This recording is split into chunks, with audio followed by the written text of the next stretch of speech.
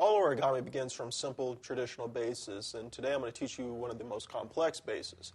My name is Robert Segundo, and today I'm going to be showing you how to do the frog base. What we're going to do here is we're going to take our square piece of paper that we have here, and basically what we're going to do is we're not really going to start from this point. We're going to start from another base because most complex bases come from another base. We're going to start with the fruit base. So to fold the fruit base, all you really do is that, and there you have it.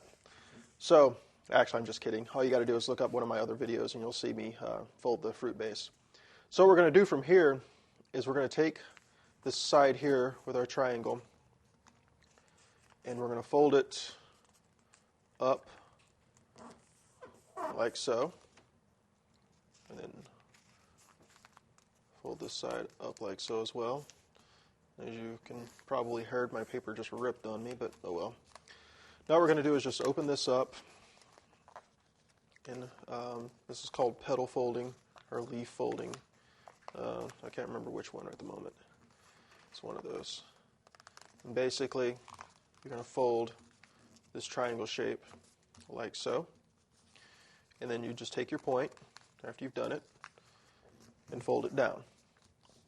And basically all you're going to do is just you're going to recreate that on all four sides to create your frog base.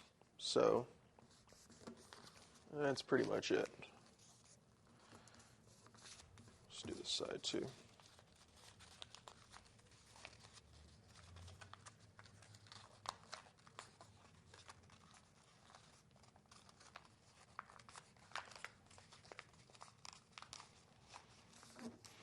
And you're just going to do this on the other two sides that are left over, and that'll be it. That will be your traditional frog base. So play around with it, have fun, and enjoy.